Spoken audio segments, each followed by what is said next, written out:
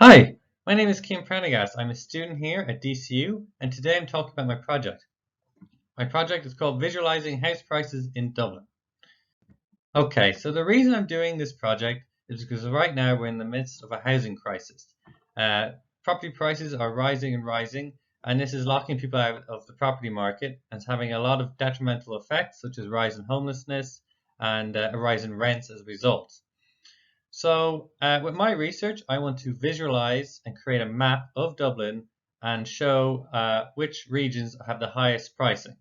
Uh, Now, the reason for this is because capital cities are known to be the canary in the mine for house prices, because if house prices are too high in a capital city, people leave into commuter counties, and that also raises prices.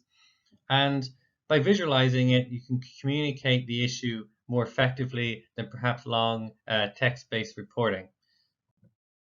So the original data set is from the PSRA.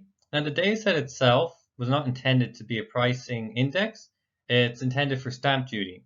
So it's a little bare bones on features. So it's really just date of sale, address, uh, the price that it's sold, the property sold for, whether it be apartment or house, and then the postcode that it was sold in. So because I wanted to make a map of regions within Dublin, I was initially going to rely on the postcodes, but I found that a substantial amount of them are null values, probably because of how the data set was collected. Um, so I decided to ignore postcodes, and instead, next, I decided to generate latitude and longitude. So I used Google's Geocode API. I just signed up to their cloud system, and essentially I grabbed all the address names in the column, and then I ran a very basic method, and it generated the longitude and latitude. When I mapped this on a scatter plot, I saw a lot of outliers, mainly just because visually you could see it being very distant from the main group. So to improve this clustering, I just removed these outliers. It's about 6,000 of them. Then instead of just looking at a scatter plot, I then applied it on a folium map. And then as you can see in this slide, when we do a heat map, we can see that in red, the highest pricing is mainly in the southeast of the city.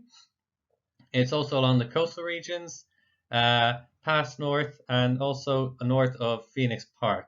So already we're getting a lot more information than just looking at addresses on its own. So then to get more information, instead of looking at just individual data points, we decided to cluster it around electoral districts. So the reason we chose electoral districts, which are literally derived from old parishes, is because the boundaries of county councils, whom dictate a lot of housing policy, use electoral districts. So when we looked at the highest pricing, we could see that it was in historically affluent areas, such as or neighborhoods such as Foxrock and Marion, and you can see that in the map there.